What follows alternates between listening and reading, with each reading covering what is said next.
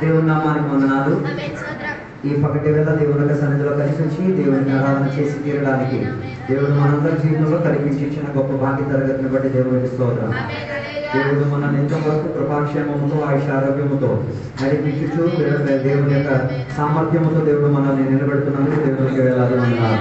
ఈ పగటి వేళ దేవుని యొక్క వాక్య భాగంలోకి మనం చదువుతాం. దేవుని యొక్క వాక్య భాగం దాని 7వ అధ్యాయం దాని 6వ వచనాన్ని ఒకసారి మనం చదువుకుందాం. 7వ అధ్యాయం 6వ వచనం.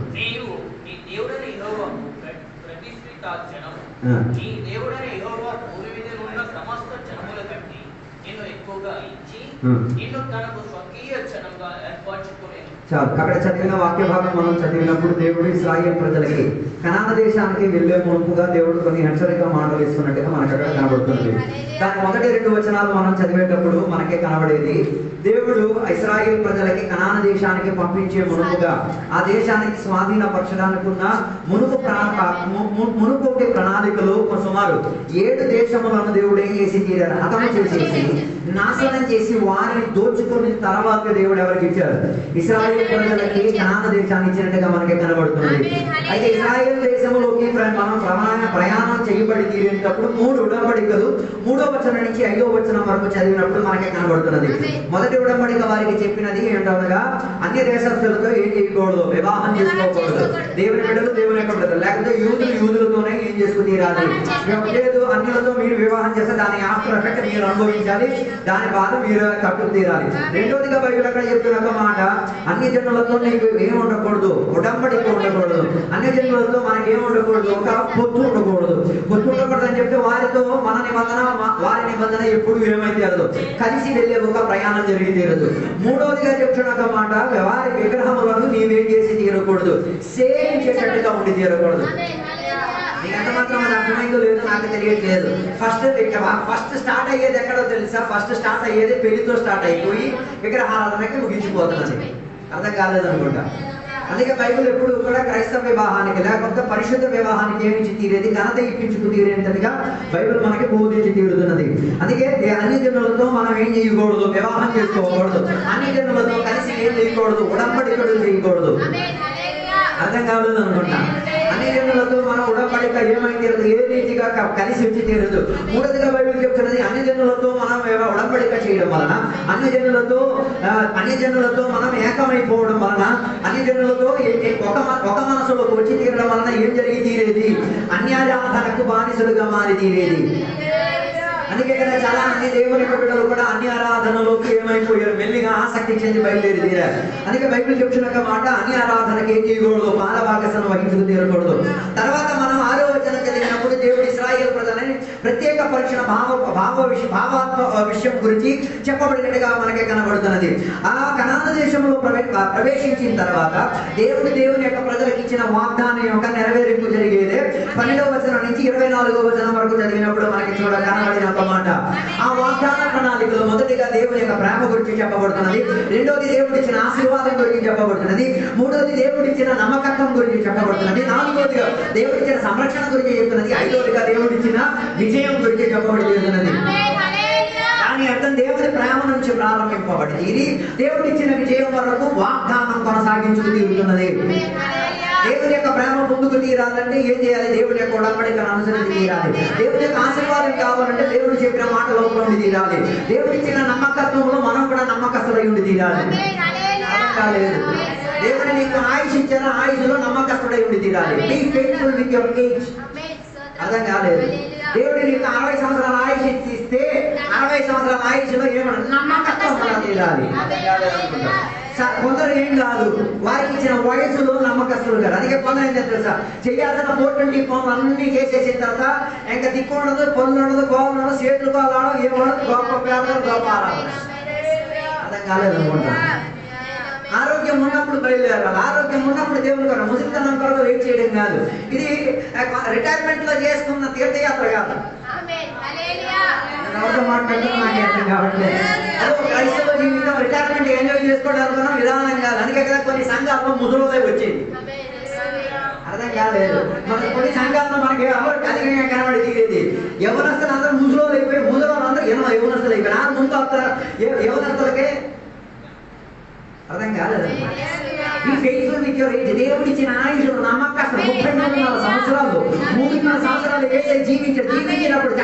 సాక్షిగా జీవించడం కాదు, జీవించినప్పుడు మంచి సాక్ష్యం కలిగి తీరినట్టుగా. ఆయన చేతులు తాకలేని చేతులు లేవు, ఆయన కాలు అడుగు పెట్టలేని ఇల్లు లేవు, ఆయన మాట్లాడలేని ఒకే మనిషి లేదు. అందరితో మాట్లాడి, అందరికీ ప్రార్థన చేసి, అందరికీ స్వస్థపరిచి, అందరి కొరకు ఉన్న సమయాన్ని సద్వినియోగపరచుకున్నాడు. సో దేంట్లో మనం నమ్మకస్తులై ఉండి తీరాలి. ఇచ్చిన వయసుకి నమ్మకస్తులై ఉండి తీరాలి, ఇచ్చిన ఆస్తిని నమ్మకస్తులై ఉండి తీరాలి.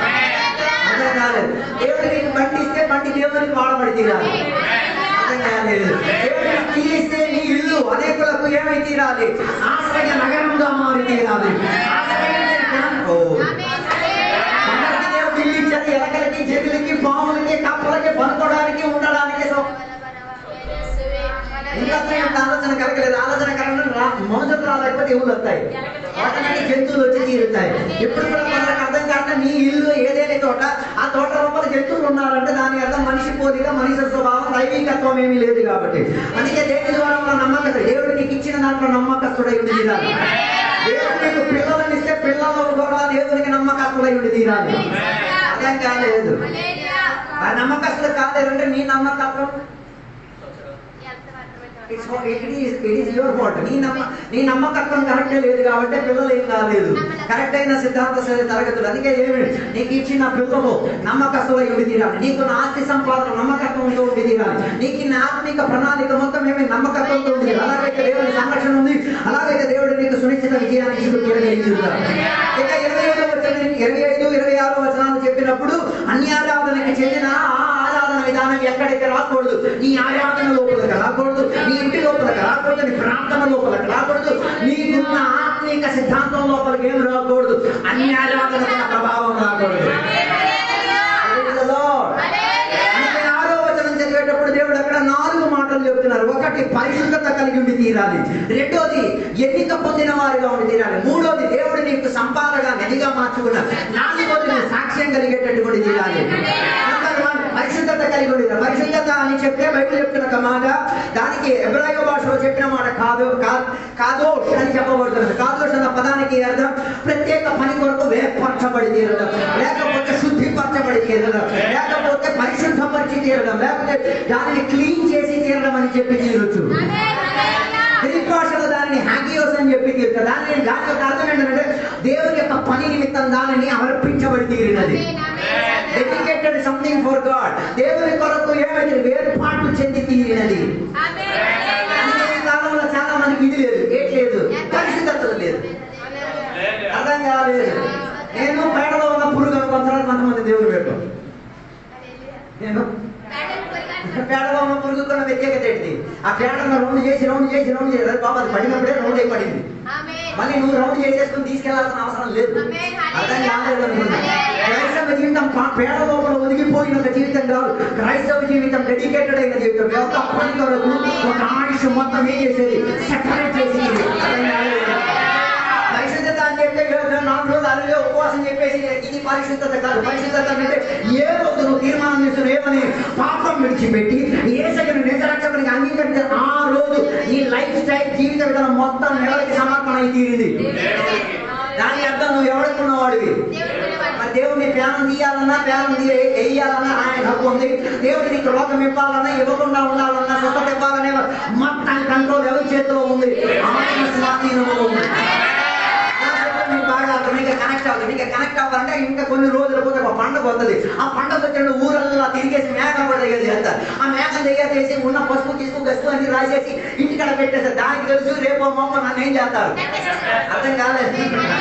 అంటే దాన్ని కొనుక్కున్నదే దేనికోసం? అర్థం కాలేదు. దానికి పసుపు రాసే దేనికోసం? నరకడానికి. దానిని తెచ్చిందే వధించిన తీరడానికి. అలాగే దాని ఒకే ఒక ఉద్దేశం, దాని రక్తం ఎవరికి అర్పణ తీరాలి? వారు సేవించిన దేవుళ్ళకు ఏమై తీరాలి? అర్చనగా, అర్పణగా, అంగీకరణగా దానిని ఏం చేసింది? అర్పించి తీరాలి. ఆ రక్తాన్ని అర్పించిన తర్వాత వారు ఏం తినేస్తున్నారు? ఆ శరీరాన్ని తినేస్తున్నారు. ఆ శరీరం తినడం వలన ఏమైతే వారి అర్పణకు, అర్చనకు అదేమైతే ఏకేమీ కలిగి తీరుతున్నది. అర్థం కాలేదు. పరిశుద్ధత ఒక ప్రత్యేకగా నువ్వు అర్థం చేసుకుని నువ్వు దేవుని కొరకు డెడికేటెడ్ అయిపోయావు. అందుకే కదా మన పిల్లలు జన్మించినప్పుడు శిశు ప్రతిష్ట అన్న ఒక ప్రక్రియ ఉంది. విన్నారు ఎప్పుడైనా?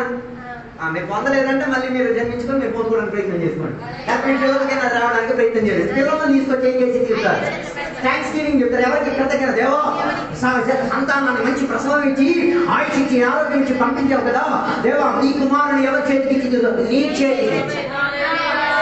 అదే పిల్లలకి ఏం చేయలేదు, డెడికేటెడ్ ఏం లేదు. అందుకే డెడికేట్ అవ్వాల్సిన చోట్ల డెడికేట్ అయ్యి ఉన్నాను. అందుకే రోజు వచ్చి ఫాస్ట్గా చెవు తినేస్తాం. మా బొక్కలు మా అమ్మాయి డెడికేటెడ్ అయిపోయినారు. అక్కడి నుంచి ఎక్కడికి డెడికేటెడ్ అవ్వాలి, దేవుని దగ్గరికి పరిశుద్ధత కొరకు డెడికేటెడ్ అయి తీరాలి.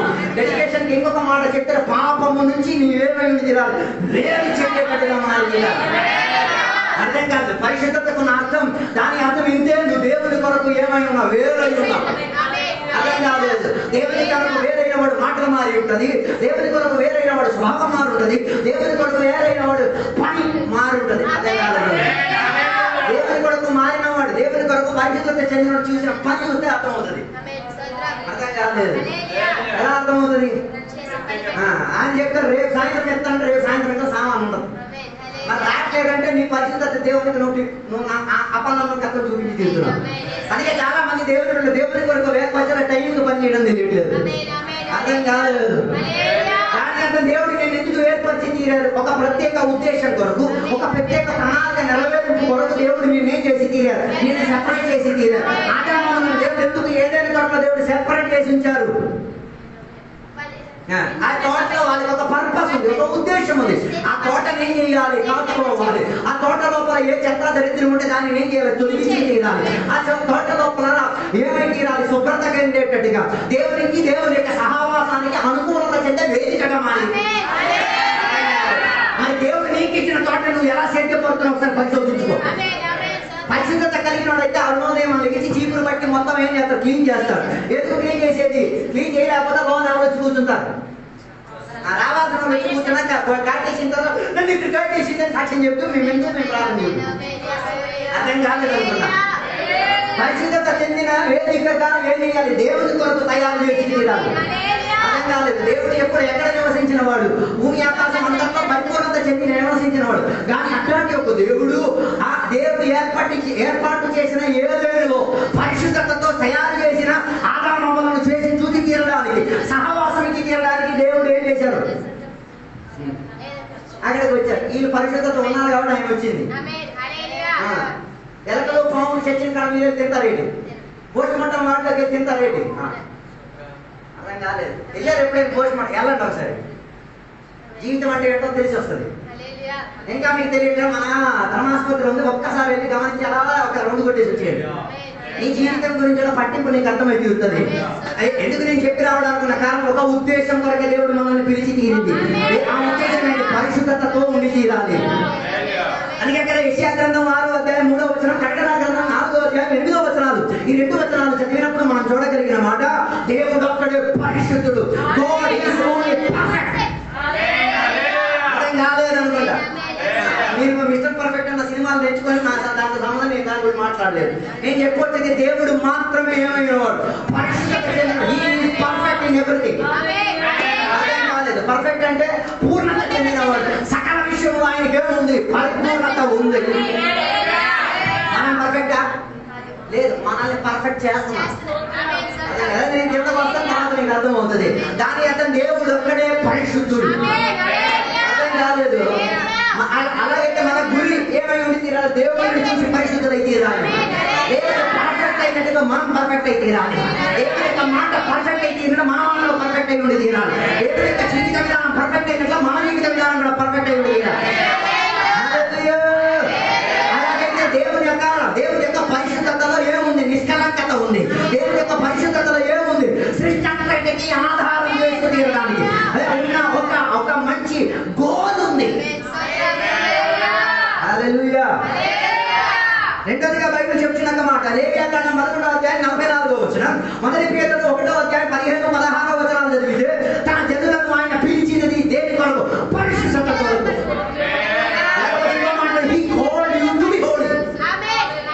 దేవుడు ఎందుకు నేను పిలిచాడు, ఇక్కడ డొప్పు కొట్టడానికి కాదు, ఇక్కడ నాట్యం చేయడానికి దేవుడిని పిలిచింది. ఏమైతే అనడానికి, పరలోకంలో ఉన్నాడు, ఎక్కడ ఉన్నాడు అన్నది చూడండి. అర్థం కాదు. నా పక్కన దేవుడు భూమిలోనే కొందరు ఏమై ఉన్నా పరిశుద్ధులైన దేవుని సమరూప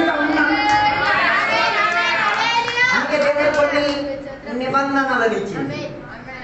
ఈ నిబంధన లోపల ఉండి తీరితే మనం ఏమవ్వచ్చు? అర్థం కాలేదు. అందుకే అక్కడ రాయబడిన మాట మొదటి పేతురు 1:15 తన జనులను ఆయన ఏం చేసి తీరడానికి, పర్ఫెక్ట్ చేసి తీరడానికి, పరిశుద్ధులుగా చేసి తీరడానికి. ఆయన పరిశుద్ధుడు కాబట్టి ఆయనలో ఉన్నోడు కూడా ఏమైంది తీరాలి. అర్థం కాలేదు. దాని అర్థం పరిశుద్ధత అంటే బాహ్య చూపించిన నాటక దర్శకేంద్రం కాదు. అర్థం కాలేదు. పరిశుద్ధత అంటే మనమేమో మంచి తెల్ల బట్టలు అలాగా వేసేసి గిట్టలు క్లీన్ చేసేసి ఆల్రెడీగా ప్రైజులు అని చెప్పి చేతులు ఎత్తడం కాదు. బాహ్యంలో ఉన్నదేది కాదు. అర్థం కాలేదు.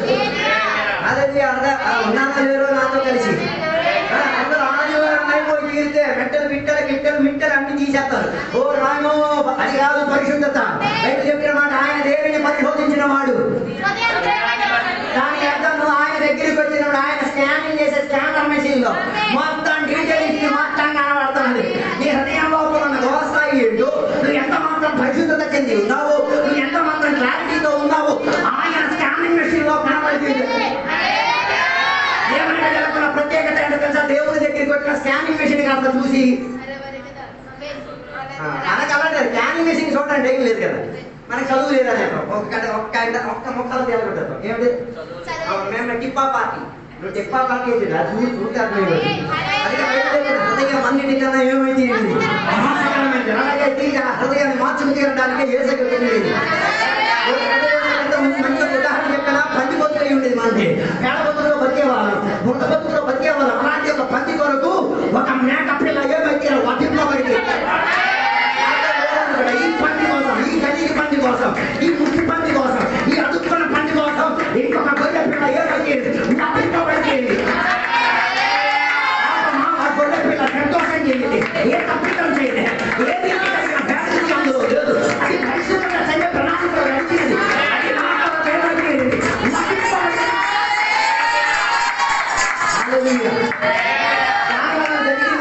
నాలో కూడా ఒక వధింపు జరిగింది, ఆయనలో కూడా వధింపు జరిగింది. ఈ పండిలో కూడా వధింపు జరిగింది, ఆ మేకపిల్లలో కూడా వధింపు జరిగింది. ఈ పండిలో ఎందుకో వధింపు జరిగింది. ఏం మారాలి? హృదయం కోసం. స్కానింగ్ మెషిన్ ఏం పోలే, కాయగుండు పోలే, గుండెకాయ పోలే. ఈయన ఏం చేసేసారు? ఆ వెంట్రుకలు యాక్టరీగా అల్లులే అవన్నీ కోసేసి తీసేసి దాంట్లోకి నాటి దాన్ని తీసేసి ఓ ఆయన పరిశుభ్రత ఎంత గొప్పదో చూడండి. ఇప్పుడున్న వాతావరణంలో పందిరి మేకను చూడండి ఒకేలా ఉన్నట్టు అనిపిస్తుంది. అర్థం కాలేదు. అదో నువ్వు పరిశుద్ధులు అయితేయడానికి కారణం ఏంటంటే మార్పు చెందిన హృదయం లోపలకు వచ్చింది, పంది మారింది కాబట్టి.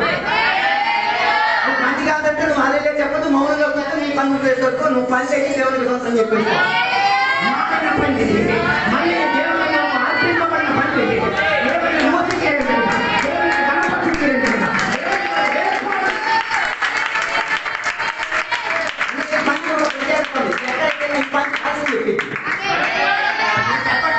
పని కాదని అర్థం. ఎందుకు పని సాక్షి చెప్పేది?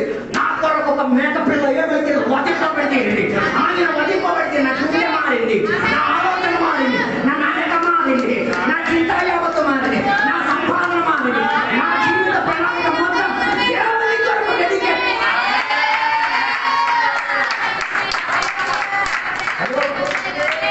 అందుకే ఈ పని ఎక్కడికి వెళ్ళట్లేదు. లోకమన్న బోధ చూసి డ్యాన్స్ చేయడానికి వెళ్ళట్లేదు. సినిమా అన్న మైక వచ్చాము అక్కడికి వెళ్ళేసి చేసేసి రావట్లేదు. ఎక్కడ ఎక్కడ ఎక్కడ ఏమైంది? హృదయం బాగైతే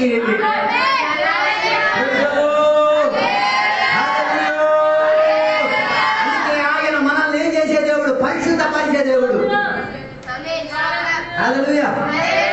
అందుకే పద దేవుడు మనతో మాట్లాడిన ఒక మాట 2 కొరింథీయులకు రాసిన పత్రిక 6వ అధ్యాయం 17వ వచనం చదివినప్పుడు మనం వేర్పాటు చెందిన వారు, we are separated from the world. లోకం నుంచి వేర్పాటు చెందిన వాళ్ళని, పాపం నుంచి వేర్పాటు పొందిన వాళ్ళని, విగ్రహారాధన నుంచి మనం ఏమైంది? We are separated. సంఘానికి 7 సంభాలు ఉన్నాయి. చెప్పగలుగుతారా? ఒకటి హల్లెలూయా గారు, ప్రైజ్ లార్డ్ గారు. ఒకటి మారు మనసు. 2 రాష్ట్రం ఒకటి మారు మనసు. 2 నీళ్ళలో మునిగి బాప్తిసం. 3 పరిశుద్ధాత్మ దాన్ని నిండు వాటితో అభిషేకం. 4 మనం చెయ్యండి. 4 వేర్పాటు, సెపరేట్. ఈ వంకరతనమైన జన్మ నుంచి నువ్వు వేడి తీరాలి, సెపరేట్ అయిపోయింది. 5 సహవాసం. 6 రొట్టె విరుచుట. 7 ఇది మీ ఇంటికాడ రాసి ఈ 7 సంఘాలు విశ్వాసంలో ఉన్నాయి లేదా పరిశీలించిన తర్వాత ప్రేతుడలేలి అమ్మాయి అన్ని చెప్పండి. మీ ఇంటికి ఎవరు పాస్టర్ గారు వచ్చినా 7 విశ్వాసం ఈ 7 కేటగిరీలో మనసు పొందావా, పొందిన ఇప్పుడు కూడా పొందుతున్నావా అని అడగండి. అడగడానికి ఏమంటారు, తొలుపులో 1995లో మా మామగారు నాకు వాకింగ్ చెప్పినప్పుడు మోర్ మనసు అంటే నేటికి రాలేదని అర్థం. అది ఫస్ట్ పాటలు చెప్పారు, వెళ్ళి మోర్ మనసుకుంది. వాక్యం చెప్పినాడు మోర్ మనసు రాలేదా, వీళ్ళు వైద్యం చేసిన మోర్ మనసు రాలేదా, దాని అర్థం ఈ క్లారిటీ మొదటి స్టాండర్డ్ లో ఫెయిల్ అయిపోయావు. రెండో అడిగే మాట నేలలో ఏమై మూయించబడి తీరి సమాధి కార్యక్రమం అయ్యిందా, క్రీస్తుని ధరించుకున్నావా, మంచి మన సాక్షి దొరికింది. బాప్తిజం పొందేటప్పుడు ఎవరు ధరించుకుంటున్నాం?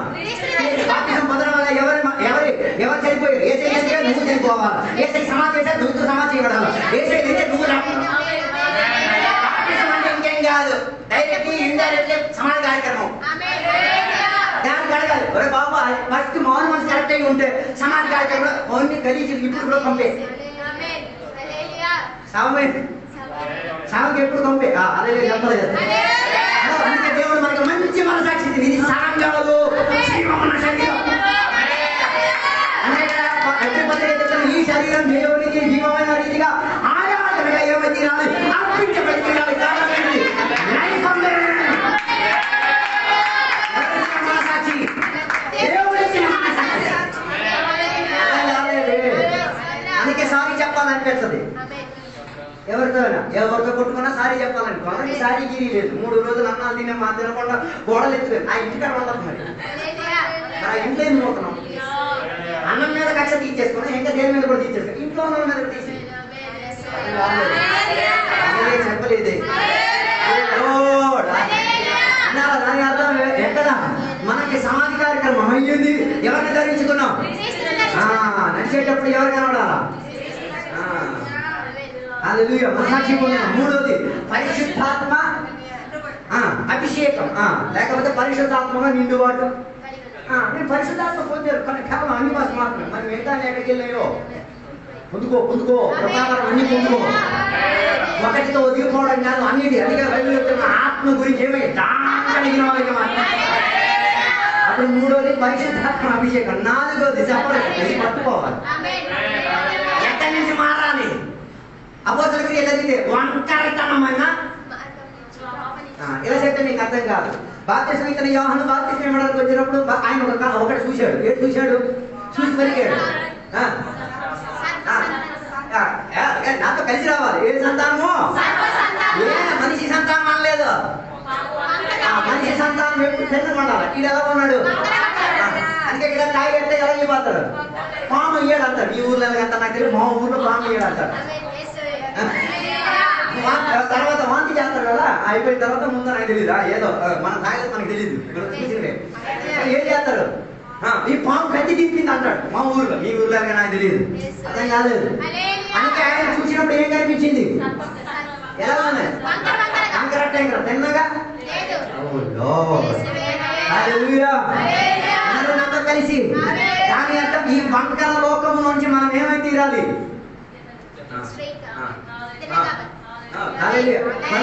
వంకరే.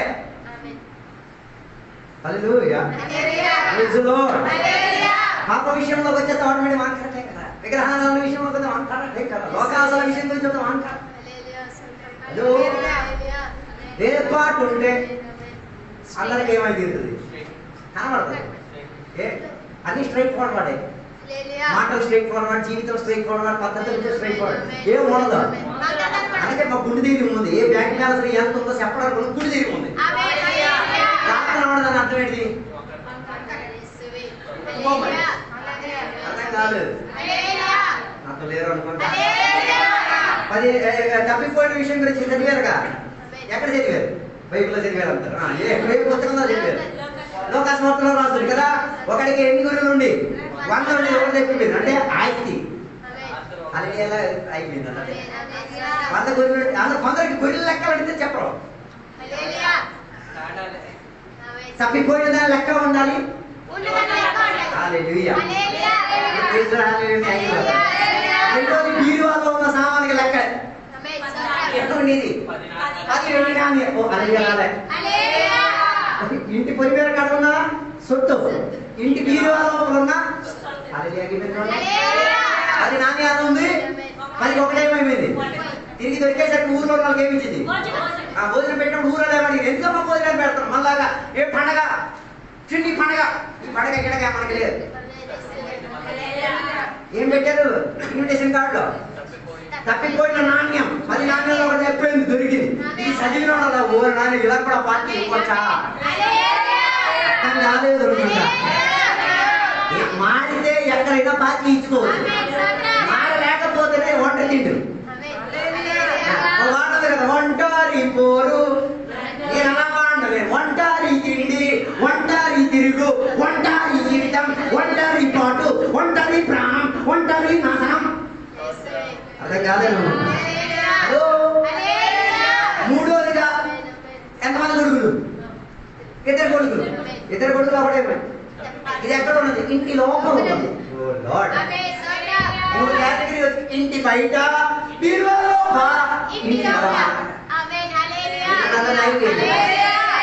మార్పు వచ్చేస్తే చిన్న చేతిలో 10,000 రూపాయలు ఉన్నాయి. నాకు తెలిసి 10,000 ఉన్నాయని నేను వెళ్ళి చిన్నగారు 10,000 చిన్నగారు లేదు రూపాయి కూడా చెప్పరు. ఏం చెప్పారు? అయ్యో 10,000 ఉంది ఇవ్వరు. ఇప్పుడు మీరు ఫీల్ అయితే ఫీల్ అయితే కొడితే చంటే చెప్పారు ఇవ్వరు. అర్థం కాలేదు. అందుకే చాలా మంది దేవుని బిడ్డ దగ్గర నో చెప్పడం తెలియట్లేదు. దాంట్లో మాత్రం ఇక్కడ ఉంది, దీని వల్ల డబ్బు ఉంది. ఏం చెప్పు చెప్పి వచ్చు కదా. అంటే ఆ కాసేపటికి కాస్త కోపం ఉంటుంది. వేర్పాటు ఉన్నోడికి కాసేపటి తర్వాత మళ్ళీ సారీరా నువ్వు తెలిసి నీకు అదేదో వేరే అవసరం కోసం ఉంటుంది, కానీ ఇప్పుడు నాకు ఇవ్వలేదు కదా, నో ప్రాబ్లం, మళ్ళీ మనం కలిసిపోవచ్చు. వేర్పాటు ఉన్నవాడు అన్ని విషయంలో స్ట్రైట్ ఫార్వర్డ్ గానే ఉంటాడు. ఆయనలో ధైర్యానికి ఈజ్ ఏ ఓపెన్ బుక్. ఎవరైనా దాన్ని తీయొచ్చు, చదవచ్చు. అస్సలు చదవలేము. ఒక పాట రోజు నువ్వు అక్కడ దగ్గర ఎంత పొచ్చ చేస్తున్నాయి బయట రామన్నట్ట కాదు, బయట ఏర్పాటు ఉన్నాడు. ఇట్లు చూసినా అట్లు చూసినా ఒకేలా ఉంటాడు. ఆయన మనసు కూడా ఒకేలా ఉంటుంది, ఆయన ఆహారం కూడా ఒకేలా ఉంటుంది, ఆయన పద్ధతులన్నీ ఒకే రీతిగా ఉంటుంది. లోకానికి దేవుని బిడ్డలు కూడా తేడా ఏంటో తెలుసా? లోకస్తులు ఎప్పుడు కూడా వారి వ్యక్తి విషయాల కోసమే ఆలోచించి తీరేది, వారి సాంప్రదాయాల గురించి ఆశపడి దేవుని బిడ్డలు అలా కాదు. నీ వేరు పడిన వారిని, ఒక రక్తంతో కనబడిన వారిని, ఒక ఇంటికి చేరాల్సిన వారిని, ఒకే దేవునికి సేవించిన వారిని, ఒకే వాగ్దానం మన వాగ్దానం, ఒకే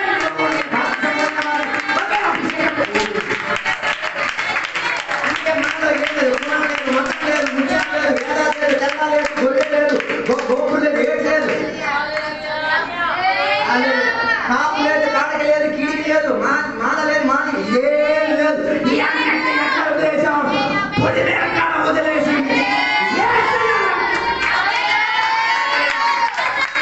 లోకానికి చెప్పను, సెపరేట్.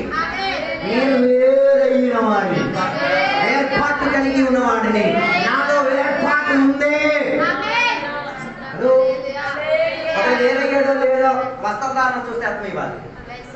ఏం చూస్తే అందరి వస్త్రం చూస్తే మొన్న రిలీజ్ అయిన సినిమాకి ఆదర్శంగా ఉంటాడు. అది చెప్పలేదు. ఆడి నెత్తి మీద ఉన్న క్రాపు, ఆ కాళ్ళకు ఉన్న క్రీపు, ఆడి చెప్పులు చూస్తే అర్థమైతే మొన్న రిలీజ్ అయిన దెయ్యం ఇంటి చూడింది. రాళ్ళు పట్టుకొని కూర్చున్నట్టు ఉన్నారు. పర్లేదా రాళ్ళు తీసారంటే నేను రేపు మొప్ప ఇల్లు కట్టి మీకు తిరిగిస్తాను. అర్థం కాదు. హలో చెప్పలేదు. స్టేటస్ ప్యాటస్ వాట్సాప్ ఫేస్బుక్ అన్ని మొన్నటి రిలీజ్ అయ్యే వ్యాపారం. నో, లోకం మనకేం కాదు, అనుకూలమైనది కాదు. అందుకే పాట ఉంటుంది కదా, లోకం నాకు వద్దు, లోకంలో ఉన్న సాంప్రదాయాలు వద్దు, లోకంలో ఉన్న కట్టుబాటు ఇది పట్టుకొని అందరూ చెప్తారు. వీడికి ఫ్యామిలీ వద్దు, నాన్న వద్దు, తమ్ముడు వద్దు, మాకు అందరు కావాలండి. దాని సిద్ధాంత విషయంలోకి వస్తే మేము మీతో ఏం చేయలేము. అక్కడ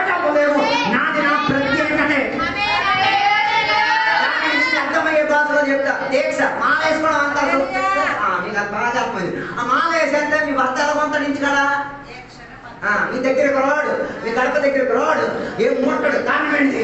ఆ ప్రత్యేక కాల తరగతి కొరకు ఆయన ఏం చేసుకున్నాడు? ఏదో ఆయన సేవింగ్ మీకు అర్థం అవడానికి చెప్పి పాటించమని నేను చెప్పట్లేదు.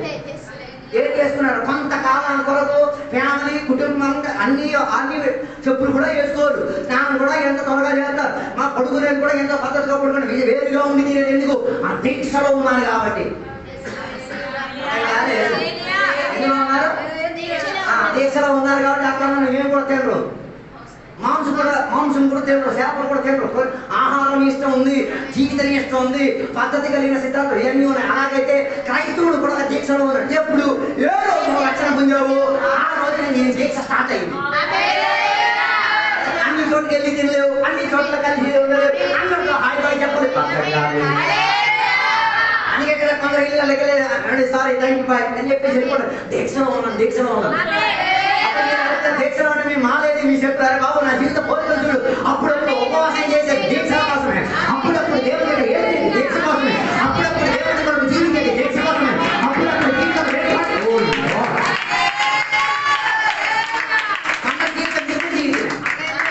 అందరి జీవితం ముడిమిచ్చే జీవితం అన్నింటిలో తెలిసిపోతారు. ఇటు పండుగలో కూడా అంటాడు, ఇటు ప్రార్థనలో కూడా ఉంటాడు. అయ్యో మీకు తెలియదు రెండింటిని ఎలా మేనేజ్ చేయాలి. హలో, మేనేజ్ చెయ్యవు. ఆత్మ ఎప్పుడు ఆత్మే, దురాత్మ ఎప్పుడు దురాత్మే. అందుకే బైబిల్ చెప్తున్నా ఆత్మలో ఉన్నవాడు ఆత్మలో ఉన్నవాడు వెళ్లి చేసుకోవాలి, దురాత్మలో ఉన్నవాడు దురాత్మలో ఉన్నవాడు వెళ్లి చేసుకోవాలి. ఆత్మలో ఉన్నవాడు దురాత్మలో ఉన్నవాడు వెళ్లి చేసుకున్నా, దురాత్మలో ఉన్నవాడు ఆత్మలో ఉన్నవాడు వెళ్లి చేసిన అత్యాచారం ఆత్మ అవుతుంది. అందుకే లోకం మనకేం కాదు, అనుకూలమైన లోక ట్రెండ్ మనకేం కాదు, మన శరీరానికి అనుకూలత కాదు. అందుకే లోక పద్ధతులు మనలో ఉండి తీరకూడదు. ఏర్పాటు చెందిన వాడు లోక సాంగత్యముతో ఏ రీతి కలిగిన ఎందుకు సాంగత్యం ఉండకూడదు. రాకడ సమయంలో వస్తే లోతులా కొందరు ఉంటారు, ఇలాగా లోతు భార్యం అలాగా ఎలా ఉంటారు. ఏమి సినిమాను వదలలేకపోయాడు, లోక ఆశలు వదలకోలేకపోయాడు, ఇది కావాలా అని పరిగెట్టాలా. Hello hello hello hello hello hello రాకడ సమయంలో నీ బండి ఇల్లు ఆస్తి అంతస్తు ఐశ్వర్యం మొత్తం ఎవరికో వదిలి వెళ్ళిపోవాలా. అందరూ ఇప్పుడు కూడా బొమ్మలు అయిపోతారు. ఎవరు ఎన్టీఆర్ బొమ్మల ఏడవన్నా ఇది ఎలాగోడు ఊళ్ళో కూడా అర్థమైపోయి ఈడేం బతికాడు. హలో, అందుకే తెలుసుకు తీరు ఏర్పాటు దేనికోసం? రూపాంతరం పొంది తీరడానికి. గాజులు గీజులు మట్టిలు పిట్టిలు నెయిల్ పాలిష్లు లిప్స్టిక్లు కుప్పిస్టిక్లు ఇవన్నీ రాసేసుకో. రూపాంతరమైన గడియలో పైకి వెళ్ళలేవు, అయిపోయి అర్థం కాలేదు. ఈ క్రాప్ అయిన మేఘాలు, ఈ క్రాప్ అయిన సినిమా స్టైలు, సినిమా బట్టలు ఇవన్నీ ధరించేసుకుంటే రూపాంతరంలో ఏం కాలేవు. అందుకే కదా బయట చెప్పిన పాట పదే పడే సిద్ధపడిన వధువు సిద్ధపడి లేదు. అందుకే ఏమి సిద్ధపరిచేది ఎందుకు నా పొద్దు ఈ సాంప్రదాయాలతో నాకు అనుబంధం లేదు. నా జీవితం నేను వాక్య రూపానికి ఏమైంది మేలు చెల్లించి తీరేది.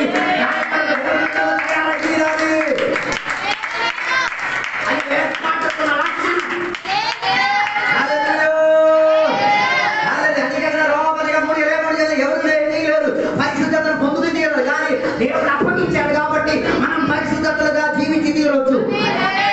విశ్వసించి తీరిన వలన మనం పరిశుద్ధులై తీరాం. దేవుడి యొక్క వాక్యాన్ని ఆశ్రయించడం వలన, పరిశుద్ధాత్మను ఆశ్రయించడం వలన, యేసయ్య రక్తాన్ని ఆశ్రయించడం వలన జరిగేదేంటో తెలుసా?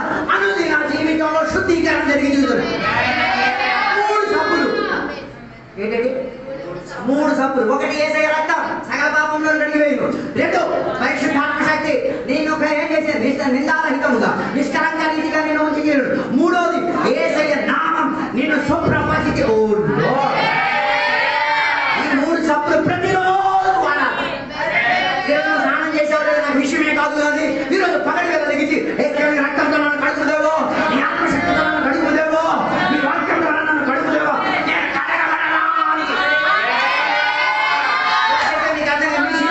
మీ అమ్మ మిమ్మల్ని అలా కడిగాడు, రుచి ఆవుని రుచినట్ట రుచి కడిగారుగా.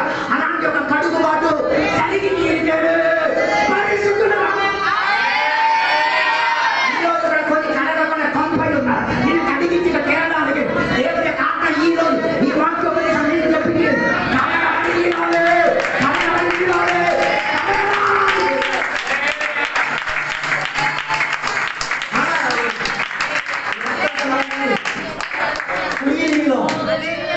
ఓ లార్డ్, హల్లెలూయా, హల్లెలూయా.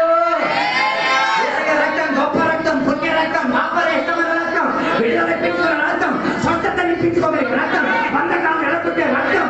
దాని ద్వారా నువ్వు కడగబడి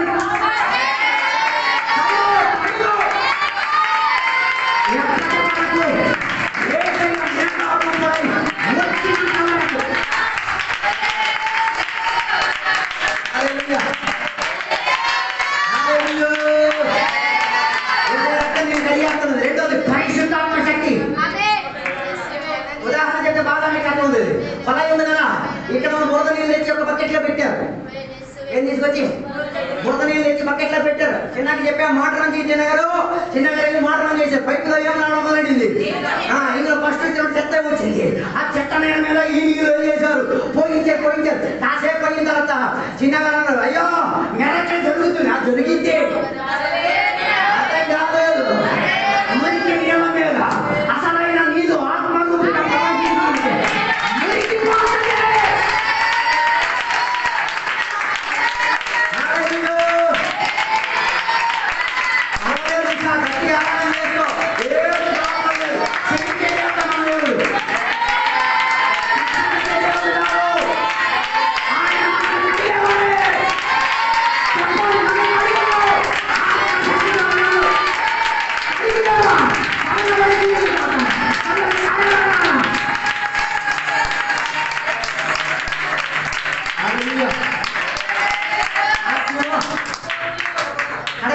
కడగబడి తీస్తే మళ్ళీ నేను గుర్తించేది ఎలా తెలుసా, నవ సృష్టిగా, కొత్త అర్థం కాలేదు. ఇవాళ న్యూ క్రియేషన్.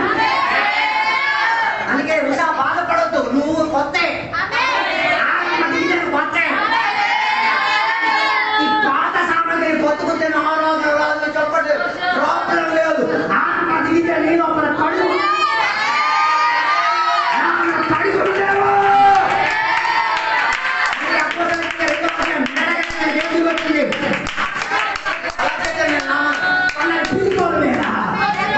దేవుని వాక్య వ్యతిరేకంగా బయటడిన వాళ్ళ మీద, అర్థం కాలేదు, అట్లాంటి వాళ్ళ మీద ఏం దిగొచ్చింది. దిగొచ్చేసరికి ఊరో వారి మంచి పేరు ఇచ్చారు. ఏమని? పొద్దున్నే పళ్ళు తాగేశారు. నాయన పళ్ళు తాగాను, ఆత్మ కాదురా నాయన, దానికన్నా మించిన కిక్కున్న ఆత్మ.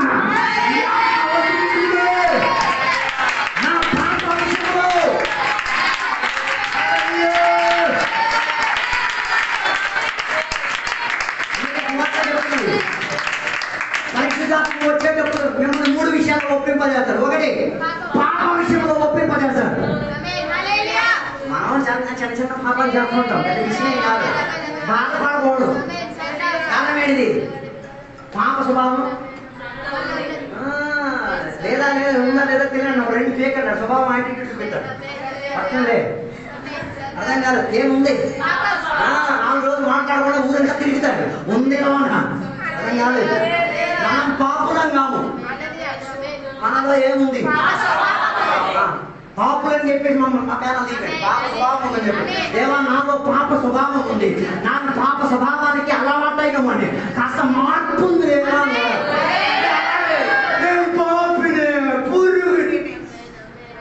ఎవడైనా చెప్పాడా మళ్ళీ పాత జీవితం తెచ్చుకోమని? హలో, పరిశుద్ధాత్మ నీ మీదకి వస్తే దేని గురించి? పాపం. ఏ కనబడలేనట్టున్న పాపాలైనా పరిశుద్ధాత్మ దేవుడు నీకేం చేస్తాను, ఆయన వదిలేదా, ప్లీజ్ రా, నిన్ను తీసుకెళ్తాను నా ఇంటికి, నువ్వు బాగుపడాలి, నీ జీవితం మార్పు స్థుతించమా, వదిలేరా.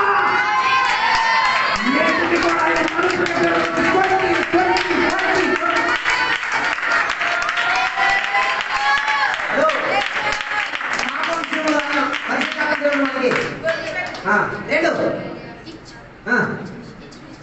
ఇచ్చి పుచ్చి విషయం కూడా ఏంటి ఇచ్చుకుంటారు, ఏం పుచ్చుకుంటారు? నీతిని గురించి. హలో, ఎలా నీతిమంతులుగా నిలబడి తీరాలా అన్న విషయం గురించి పరిశుద్ధాత్మ దేవుడు ఏం చేస్తారు, మనకి బోధించి తీరుతారు. మూడోది, మన మీద రాబోతున్న తీర్పు విషయం, పాపం. రెండోది, నీతియుక్తంగా నిలబడి తీరడానికి. మూడోది, హల్లెలూయా, హల్లెలూయా, హల్లెలూయా. ఆయన తీర్పు మామూలు తీర్పు అనుకుంటున్నారా? హలో, ఆయన తీర్పు మామూలు తీర్పు అనుకుంటున్నారా? బైబిల్ చెప్తున్న మాట, ఆయన తీర్పు వేసే వేళల్లో అందరూ ఎక్కడ నిలవాలి? గాలి మీద నిలబడాలి. పాట కదా, గోళ్ళు తేలినట్టుంది, ఆడికి తెలియదు. బైబిల్ చదవండి, గాలిలో తేలి ఎలా మంది నిలబడేది, నిలబడతారు. అర్థం కాలేదు. భూమికి ఎక్కడ నిలబడింది? గాల్లో నిలబడింది కదా. గాల్లో మీరు నిలబడండి అంట. నా బైబిల్ చెప్తున్న భూమిని దేవుడు పట్టుకొని ఉన్నాడు. తన చేతి రేఖలో ఆయన ఏం చేస్తాం? భూమిని పట్టుకొని ఉన్నాడు. అందుకే భూమి ఇప్పుడు ఏమైతే పాపంతో నీటి మత్తుడుగా డ్యాన్స్ చేస్తుంది. అందుకే అక్కడ ఇక్కడ వరదలు, వాన, వర్షం ఎప్పుడైనా రావడం కారణం పాపం మొత్తం మత్తెక్కి ఈ పగటి మత్తు నుంచి బయటకు తీర్పు నుంచి తప్పుకోగలిగింది. అందుకే బైబిల్ చెప్పేది, ఎవరి పేరు జీవ గ్రంథంలో రాయబడి ఉన్నదో వారి తీర్పుకు రోజులు కాలేదు. మనకంట న్యాయ సింహాసనం ఉంది, క్రీస్తు న్యాయపీఠం ఉంది. అక్కడ నీకు నాకు న్యాయం దొరికింది. కారణం ఏంటో తెలుసా? మన కేసు వాదించి చేరడానికి యేసయ్య ఉన్నాడు కాబట్టి మన కేసు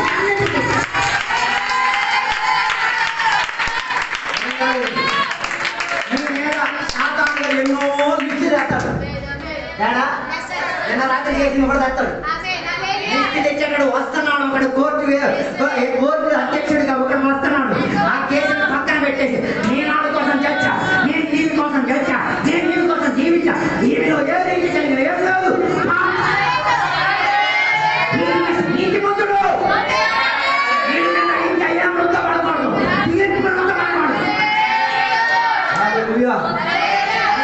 మనం చేసినది మంచిదైనను చెడ్డదంగా గుర్తిస్తారు, మంచిది కూడా గుర్తిస్తారు. మాటలు నేను ముగించాలనుకుంటున్నాను. దేవుని యొక్క బిడ్డలారా, పరిశుద్ధులుగా జీవించండి. అలా జీవిస్తే ఒకరోజు మధ్యాకాశంలో మనం పరిశుద్ధులుగా పరిశుద్ధులుగా ఎదుగుతానికి పరిశుద్ధతతో కలగడానికి ఆత్మశక్తి వారు కలగబడండి.